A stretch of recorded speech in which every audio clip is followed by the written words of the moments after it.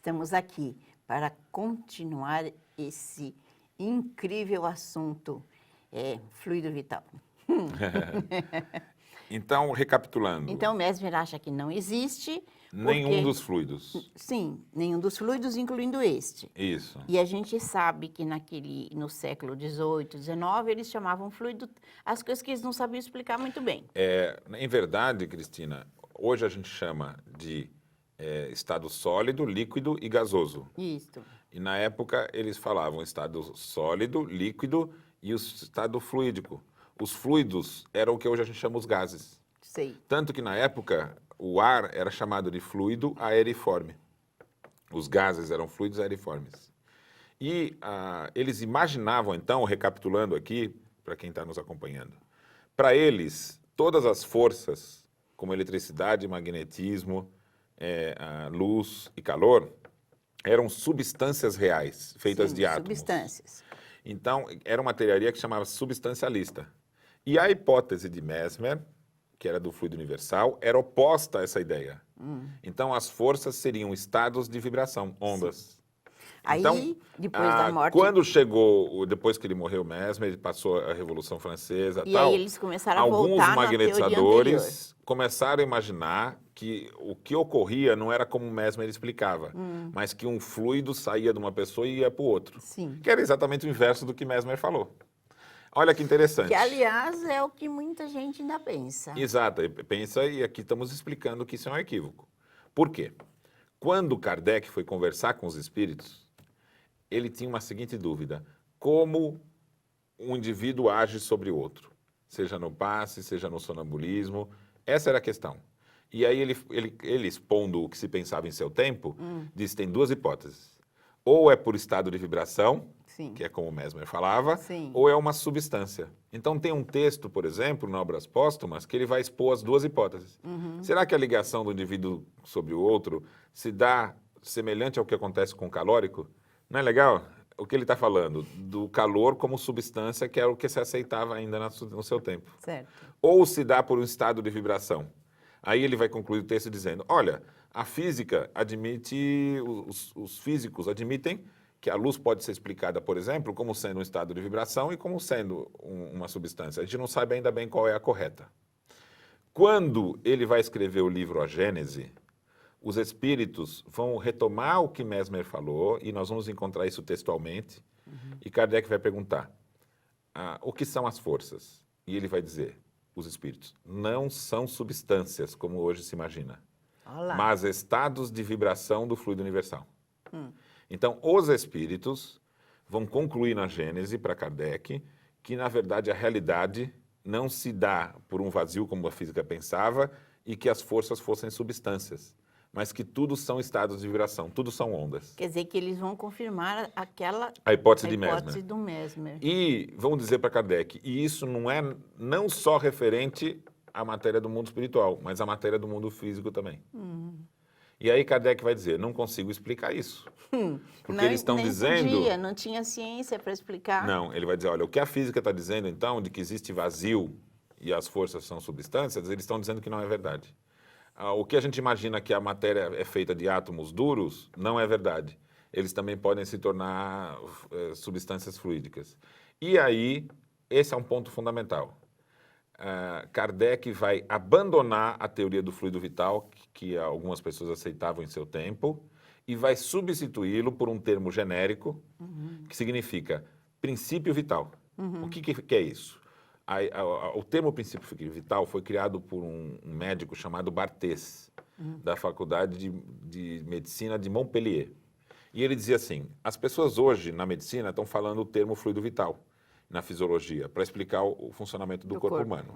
Essa hipótese considera que tem uma substância que é responsável pela vida.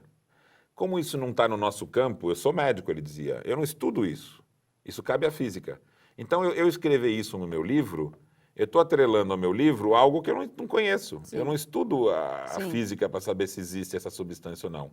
Então, nos meus livros, eu vou adotar o termo princípio vital, que diz, algo é responsável pela vida e eu não sei explicá-la. Tá.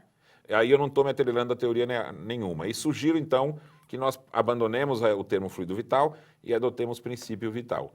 Então, isso é muito importante porque a gente vai ver Kardec fazendo algo parecido na sua própria obra. Preste bastante atenção, você aí que nos acompanha. Quando você estudar os livros de Kardec, você vai encontrar em vários momentos ele falando fluido vital.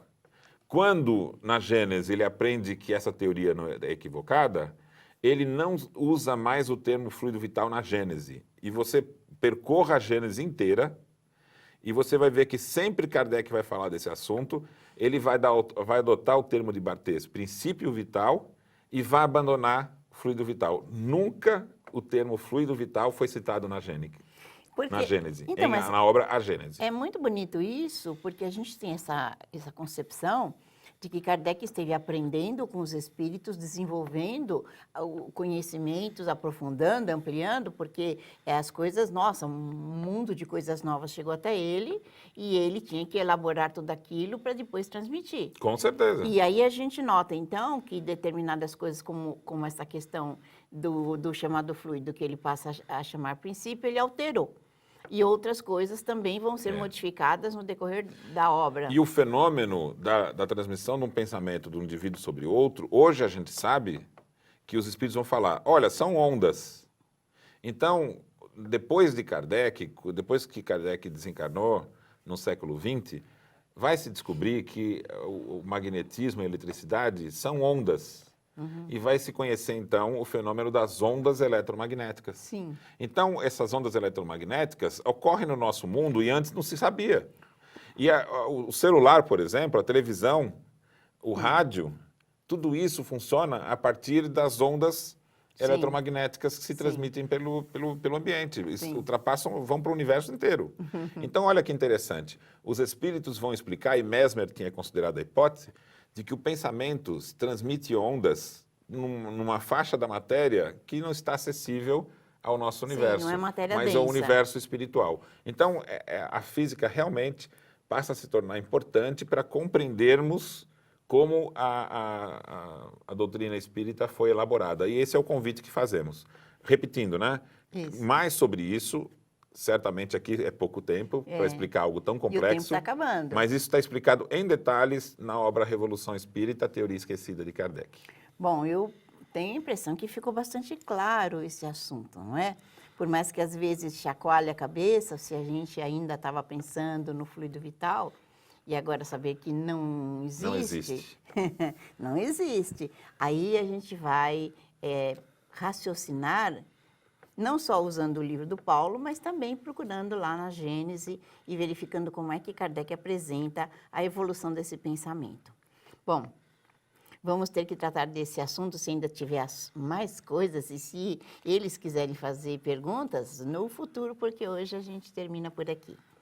E então, escreva para a gente, apresente as suas questões, pode ser por Revolução Espírita, @tvmundomaior.com.br, que é o nome do programa, tá certo? E se você preferir o Facebook para assistir os programas, acompanhar e até fazer questões, facebook.com/tvmundomaior. Ou então pelo YouTube, youtube.com/tvmundomaior. Escreva para a gente, traga suas dúvidas e receba um abração. Na loja virtual Mundo Maior, você adquire conhecimento e ainda contribui para a divulgação da doutrina espírita. Compre através do site da Mundo Maior. Invista em um planeta de regeneração.